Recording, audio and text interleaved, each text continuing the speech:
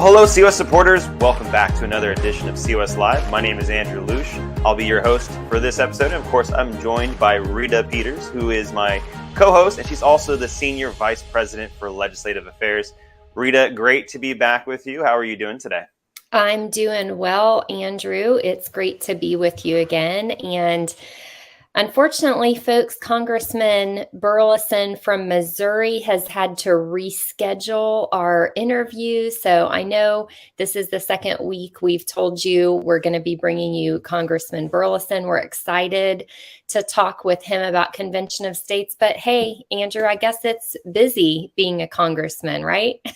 Yeah, he's very busy, but you know what? We have some things that we can show our grassroots. There's never any shortage of topics or new things to share with our supporters and our volunteers. And today we're going to be walking them through our COS presentation. Rita, several people out there love Convention of States. They love hearing about all the updates. They love being involved in the movement and sharing with other people. But you might not know exactly where to start. And if you're presenting to, more than just a couple of people and you're going to be presenting to a large crowd, it can be a bit overwhelming. You might not know exactly where to start. Well, here at Convention of States, Rita, we have taken all of the heavy lifting out from our grassroots, and we put together a very nice, slick COS presentation. We're going to be sharing that with our grassroots, with our supporters today. And this is the updated version.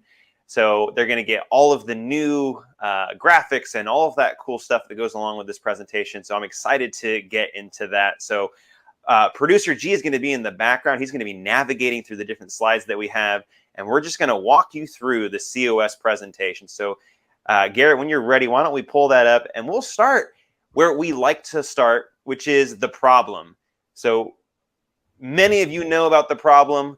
There are several problems that are within our federal government, but the three major ones that are affecting you, me, and all Americans, and of course our government, is debt and spending, federal overreach, and career politicians. Those are the three things that we as an organization are attempting to address. So let's start with debt and spending.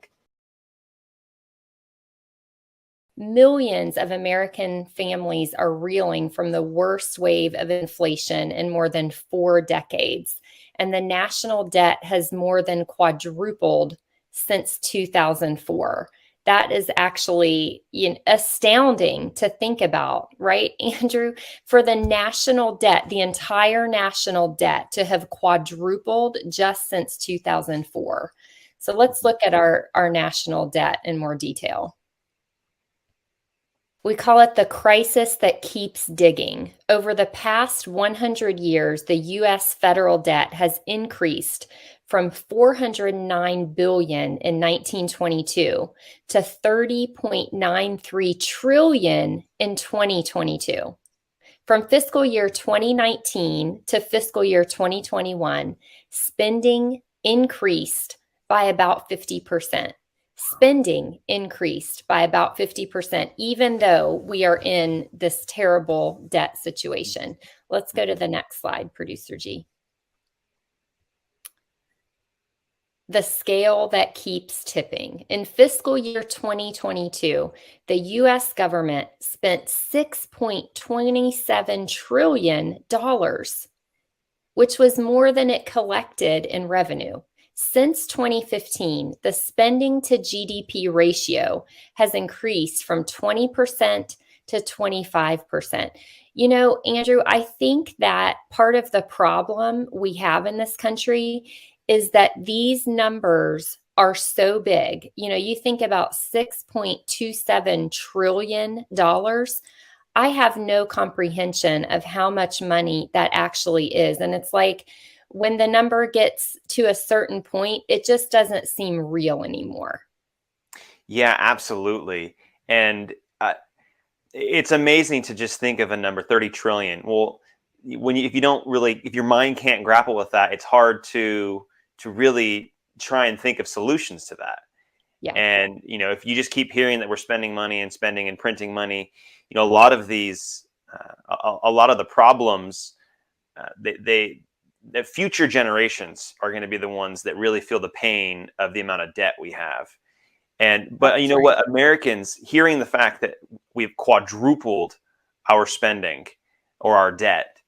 I mean, imagine if your husband or if your wife had done that without your approval, quadrupled your debt in just a few years. You would be furious. And so the Yeah, American people should be furious at our leaders in Washington because they are being reckless with our money. They're being reckless with taking out new debt. And it's really incredible. And Rita, the other thing that's really astounding is we're looking at 2004 to 2023, and it's not all Democratic control between 2004 and 2023. It's not all Republican control. You have both parties in control between that time period, and both parties have spent money, taken on new debt, and are completely whistling past the graveyard with this. No one is wanting to change the debt and spending crisis that we're seeing in Washington. Just that's incredible. right. And we've got a couple of graphics on this slide to show your audience where does all the money go, and to show you how growing spending is really the problem. And, someone or something has to stop it. Okay, Garrett, let's move on. All right, regulations without end. Here's another problem. Laws are written by Congress, that's what we're supposed to have, versus regulations are written by agencies. That's not such a good thing. In 2022, unelected bureaucrats created new regulations at a pace of every 2 hours and 48 minutes. Wow. And then there's the little factoid that we now live under a 3,000 page constitution. Of course, we all know the real constitution, the one that the founders gave us, even with its amendments, is a little booklet that fits in the palm of our hand or in our pocket. But because of all of the Supreme Court interpretations of the Constitution, you now have to comb through 3,000 pages in order to know how the federal government interprets that Constitution that the founders gave us. What's next, Garrett? Okay, we're going to look at laws versus regulations.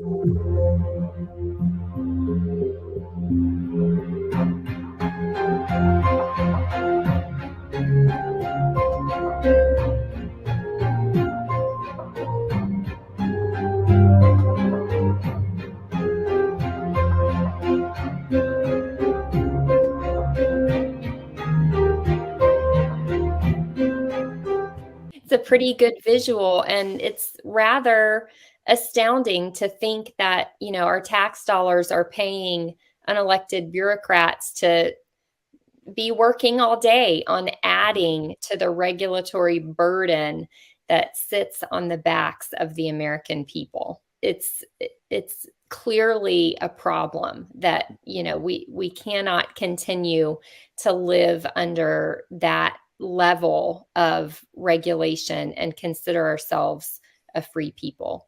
Okay, Garrett, what's next? People like us, people that are frustrated with Washington, D.C., often say, well, they don't follow the Constitution anyway. Not true. They follow the wrong one. They're following the Constitution as interpreted by the Supreme Court rather than the Constitution as written. This, taking out of my pocket, is a pocket Constitution. 4,000 words in the original document, 4,400 words. If you count the amendments, we're talking about 7,000 words. But here is the Constitution in force today. This is 3,000 pages of Supreme Court rulings showing what every ruling has done to the original words. This isn't going to get any smaller. In fact, every time they publish this document, they leave a bunch of blank pages at the back for additional rulings that they know are coming. Every page in this document means a grant of power to the federal government. Understand that this is the Constitution in operation today. And unless we change it, unless we make its wording crystal clear, we're going to continue to operate under this document forever and ever until the whole house of cards comes falling down. Rita, I want to point something out there. Mm-hmm. Did you notice that there was a bunch of blank pages? Yeah. Yeah, that's waste right there. Yes. Even when it comes to printing the annotated Constitution, our federal government can't help but wasting paper. Now, wasting that paper, I mean, that's small sense compared to what they waste on a daily average, but still, it's their culture is to waste because there's no accountability. If no one's holding you accountable, why not? Who cares? Just waste whatever you want. Yeah. So, it just blows my I, mind. I was thinking the same thing. What, printing blank pages in the back of a bound book? What are you That's going to do? so You're going to weird. pencil them in later on, or how's this going to work? No, they're going to publish another one with those rulings that are still pending. Yep. So, just doesn't make Okay, sense on any producer. level, which is typical Okay. for the federal government. Yeah. Okay, now here's another one of our big problems in Washington, D.C. Career politicians. The average congressional tenure continues to rise. And you see some examples there of how long some of these politicians have been or were in office. Representative Don Young, 1973 to 2022. Senator Dianne Feinstein, 1992 to present. And you've got a couple more there. Just look at how long they've been there. Entrenched politicians are increasingly subjected to the pressures of the bureaucracy and special interests. So it's not just that they themselves have been there a long time, it's that the longer they're there, the more and more pressure they're taking from those unelected bureaucrats who are cranking out regulations and the powerful, moneyed special interest groups. Let's look at this other bubble that says congressional tenure. Okay, so congressional reelection success rates. And you see in the House, it's 94.5%. In the Senate, it's 100%. This is from 2022. So, yes, the voters do have a choice to vote people out of office when they go to the polls, but the fact of the matter is it doesn't happen that much because in this day and age, so much of it is just name recognition and access to media, right, Andrew? So if you're already in a federal office, you start with a huge advantage. People know your name. You have access to the media and, a lot of easy ways to raise campaign funds. So, Andrew, what are your thoughts on that when people say, well, we have term limits, it's called an election? Right. Well, I mean, that's not really term limits because term limits begin when you come into office. Like if you were to have term limits, right? Yeah, Saying that, well, it's a term limit is an election. Well, no, that's just a republic. That's just how republics work. So you have an election, you have a person who's representing the people of their district or of their state, and then they have to be elected by the voters every 2 to 6 years. So no.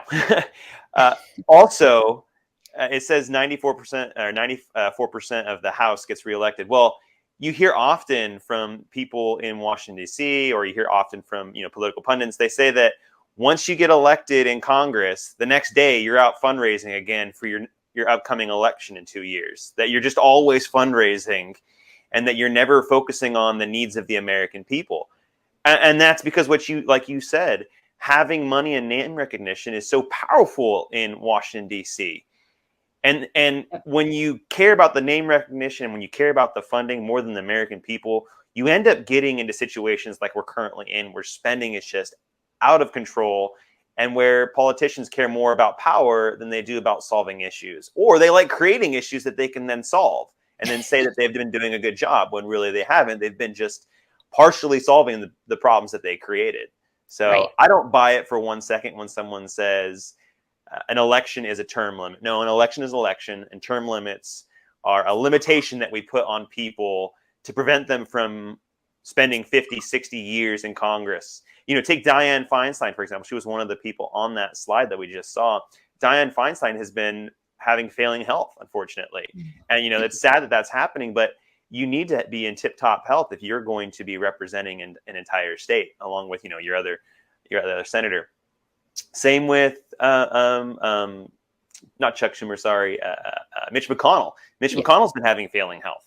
And it just shows you that age and health are serious things. And so when you have politicians who have been spending 30 years in Congress or 30 years in the Senate, I think that presents a real problem. All right, Producer G, where do we go from here? All right, so we've talked about the problem, right? Well, I think we got to go to the most important part, right, Rita? Yeah. Let's talk about the solution. That's why people come to Convention of States, and that's what we love to talk about. So we have a quote there from our beloved Senator Jim DeMint. He said, "I realize that Washington will never willingly return decision-making power back to the American people in the states. The Convention of States option is the only solution." So let's talk first about what the founders said about this. Imagine you were in this room. We're in Independence Hall in Philadelphia, Pennsylvania, the very place where the Constitution was done and the Declaration of Independence. I'm Rick Green, America's Constitution coach, here with Mark Meckler. And Mark, if you had been in this room when it happened, when the Constitution was created, and George Mason stands up at the very end to say, "Hey guys, wait a minute, we messed up, we got a real problem here," what would you do? I'd have probably been irritated. Sit down, you can hear the George. grumbling, right? Yeah, They're like, let's go home. Man. It's 2 days. September 15th, 1787, 2 days before the end of convention. You guys have heard the story. It's hot in here. Yeah. Like, they didn't have HVAC back then, so it's hot. The windows are boarded up. They're all irritated by now. They want to go home.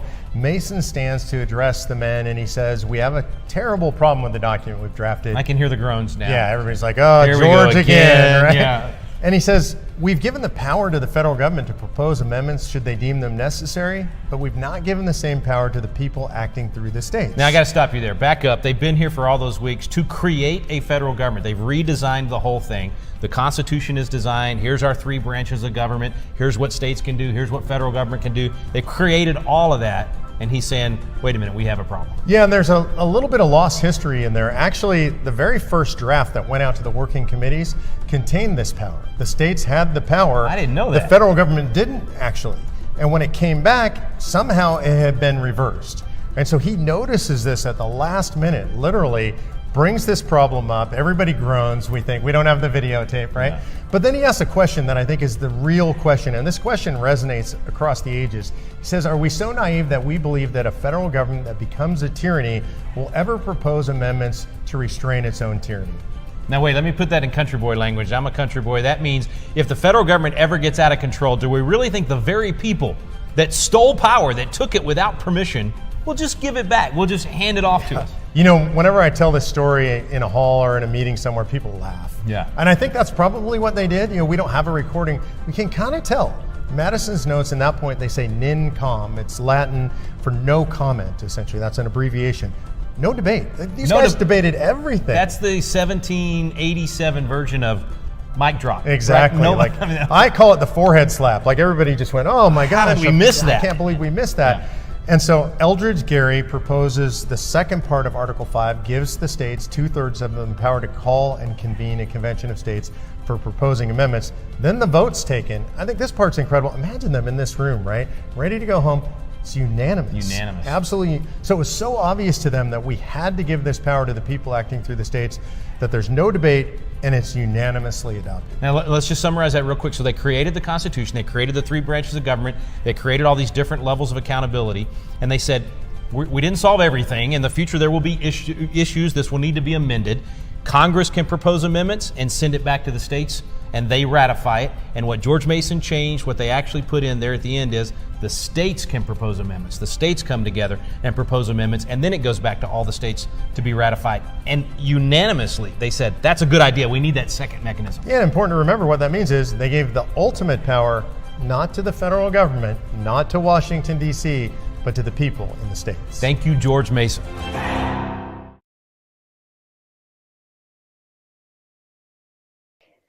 And there you have it. So we know what happened at the Constitutional Convention that led to the final text of Article 5, which reads, "The Congress, whenever 2/3 of both houses shall deem it necessary, shall propose amendments to this Constitution, or on the application of the legislatures of 2/3 of the several states, shall call a convention for proposing amendments, which in either case shall be valid to all intents and purposes as part of this Constitution when ratified by the legislatures of 3/4 of the several states, or by conventions in 3/4 thereof, as the one or the other mode of ratification may be proposed by the Congress." There you have it. That's what the founding fathers gave us.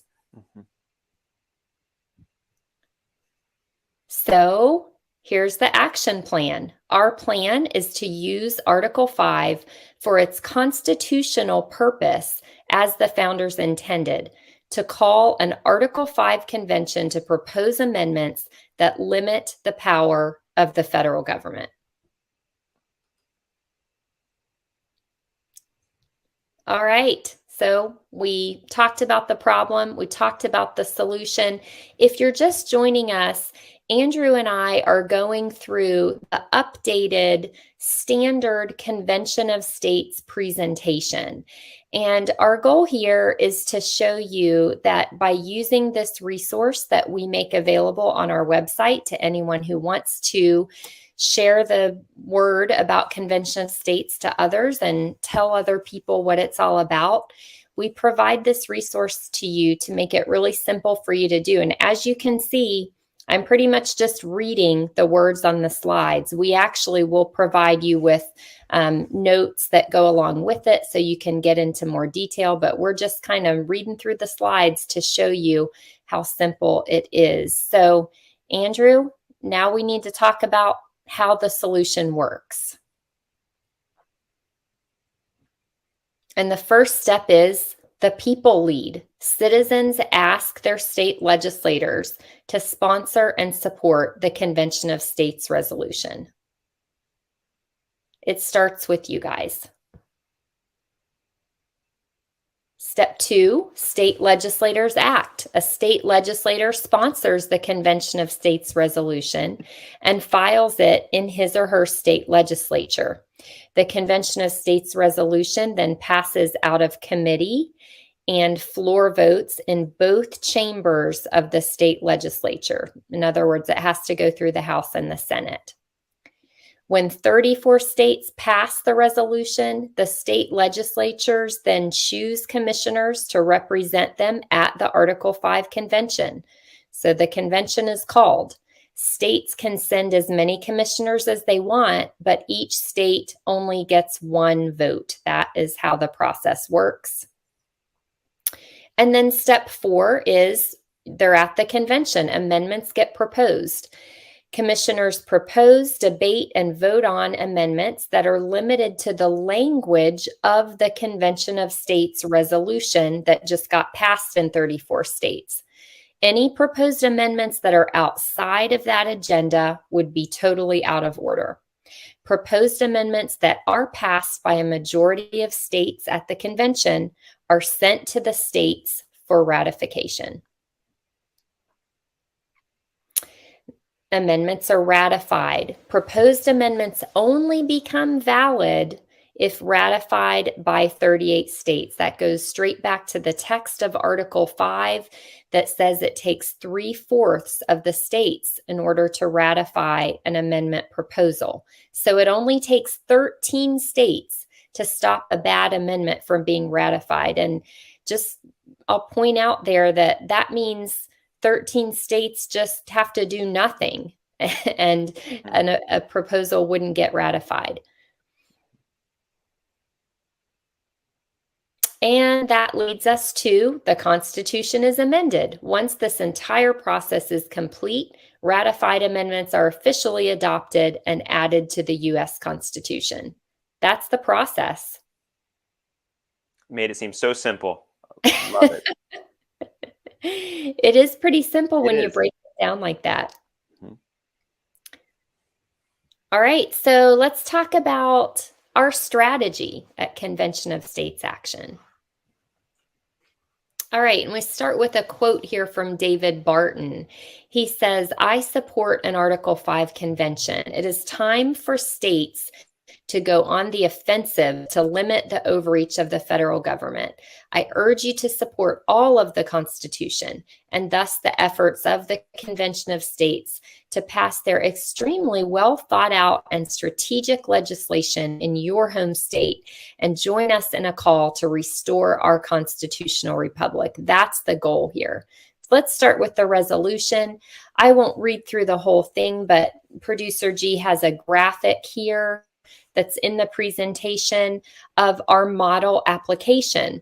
And it is important that in every state of those 34 states where we're working to pass this application, that they use this specific language. And the most important part of it is this section 1, which says the legislature of the state hereby applies to Congress under the provisions of Article 5 of the Constitution of the United States for the calling of an Article 5 convention limited to proposing amendments to the Constitution of the United States that impose fiscal restraints on the federal government, limit the power and jurisdiction of the federal government, and limit the terms of office for its officials and for members of Congress.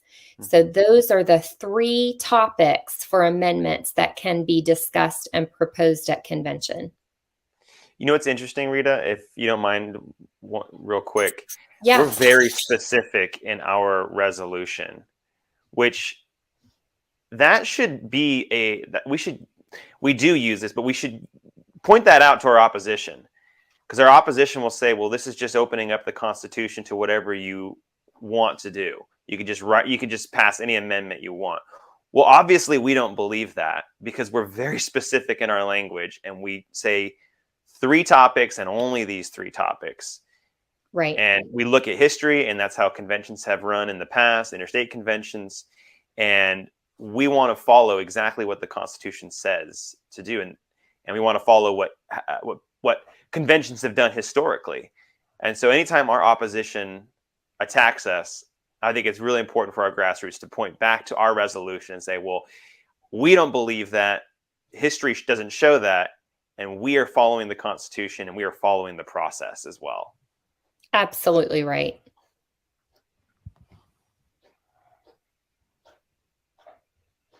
All right. So our strategy, we're building the nation's largest grassroots army. The grassroots are the heart and soul of what we're doing. We do already have grassroots leadership teams in all 50 states.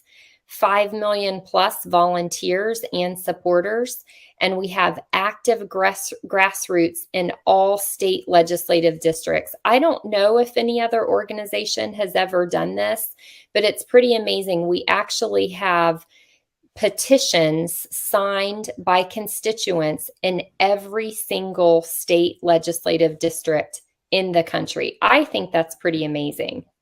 I think so too. It's incredible. And the momentum just keeps growing with over 5 million supporters across the nation. COS Action is on its way to making a historic Article 5 convention a reality. Basically, this graphic shows you some polling that demonstrates that the majority of the American people support exactly what we're doing.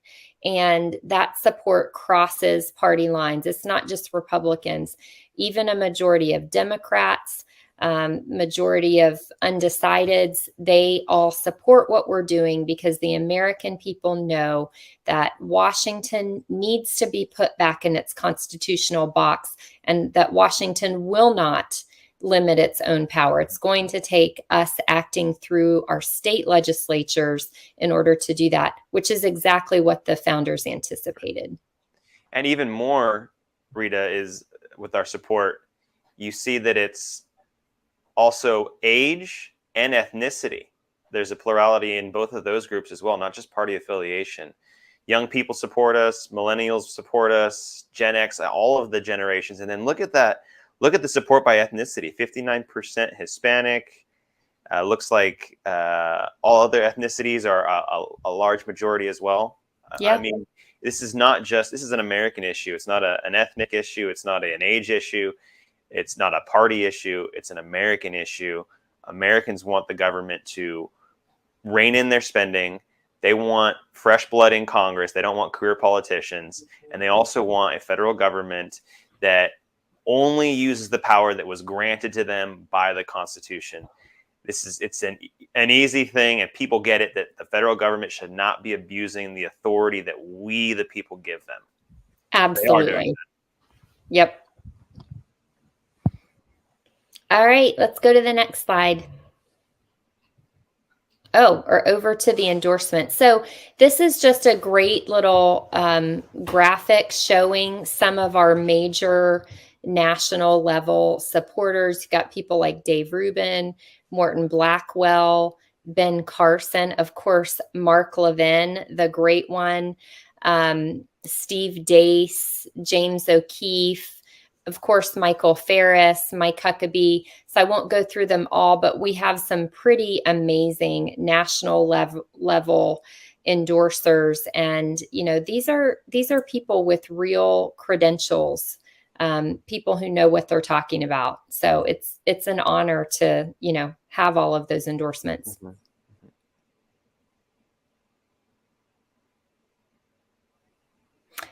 All right. And it looks like we're to the last bubble, which is, you know, one of our favorites, right, Andrew? Right. Get involved. It takes a nation to save a nation. It is time to take action. If not us, who? If not now, when? So what exactly do we want you to do? Well, first, sign the petition. Scan the QR code. It's as easy as that.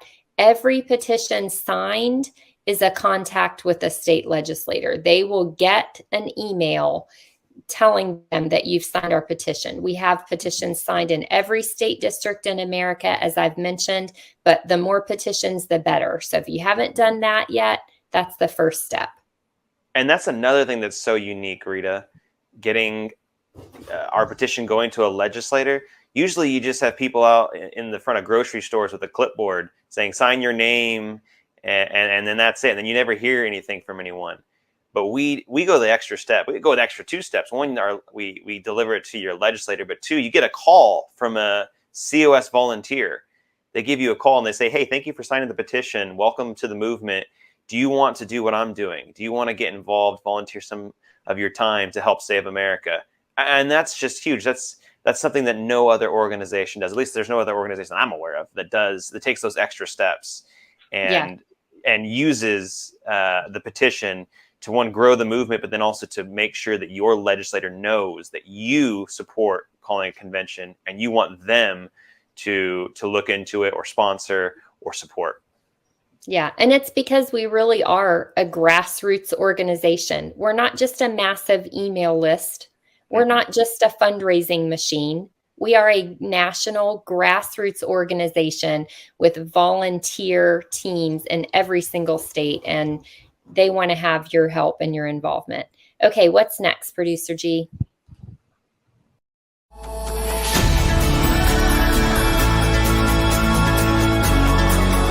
District captains form the backbone of the Convention of States movement, fulfilling our vision of a citizen network that restores self-governance in America. As a district captain, you will help recruit, welcome, and educate other volunteers in your local area. You may also inform in-district volunteers of when they can have their voices heard at committee hearings at their state capital. COS provides cutting-edge training and connects you with patriots who have been exactly where you are starting. So get on the front lines of the movement to reclaim liberty. Apply today at conventionofstates.com. So there was a graphic there that had sort of a list of all the different ways. Here it is on the screen now.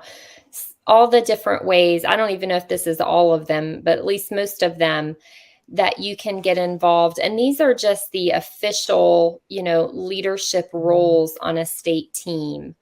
So it goes from state director, and then you've got, all these other positions.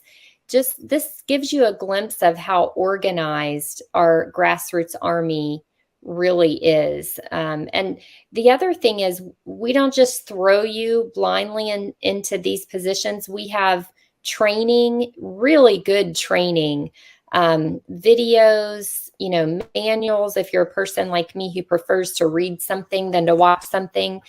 But we've got good training, and we will equip you to get involved. Yeah, Rita, we can use any talent that you have, and we can use it to grow the movement. We can use it to bring more awareness to Convention of States. If you have time and if you have talent, you can be a part of this movement, and we can use any amount of time and any amount of talent. That's absolutely right. And that's a great point, Andrew. Even if you're someone who, you say, well, I can't go to the state capitol to lobby, I can't go to a lot of meetings and stuff. We can use you sitting at home on your couch with a cell phone, to send texts or make some phone calls. We can use you. So get involved, join the fight. Mm-hmm. And you can donate. Of course, it does take money to do the great work that we're doing. So if you say, I don't have extra time, or I don't have the ability to be a volunteer, but I do have extra money that I would like to go toward this cause because I really care about the restoration of the Republic, and I see this strategy, and I want to be a part in some way of what you're doing, we can also use your donation. So that is another way you can contribute to this cause. And that's it. So again, we've just been walking you through the updated version of the standard Convention of States presentation. It's available on our website. Andrew, thoughts? I think this presentation is so easy and so easy to follow. And there's just 5 little bubbles, and then each one expands, and it's all right there for you. And I appreciate that you read it exactly as it is, because that's all you have to do. Just get up there and read these slides that have already been put together for you by our national team. And doing this in front of 2 people, 3 people, 5 people, or even 100 people, it doesn't matter. This is how you can help bring awareness and start brush fires of freedom within patriots, within the minds of patriots. And that's what we're called to do. We're called to go spread the word about Convention of States, because this is such a little known mechanism within the Constitution. And not enough people out there know that there is a grassroots organization that goes from coast to coast that is doing everything they can to call the very first Article 5 Convention of States. And when I'm out there and I tell people about this solution, their jaw just drops. Like, I had no idea that there was something like this out there. I had no idea that we can use Article 5, that we can go around Congress because they've been failing us, and that we can rely on the people and state legislatures to get this job done. And you know what? It's just so many people out there they lack hope. And this is a way that we can give hope. And this is a way that you can explain, even if you just started out as a district captain, you just started out as a volunteer activist. This is a way that you can, at the very beginning, spread the word about Convention of States and spread the word about the solution. So I think the national team did a wonderful job putting this together. Mm-hmm. I'll second that. All right, Rita. Well, we will be back next week. Rita, until then, though, we have a country to save, so it's time for us to get back to work.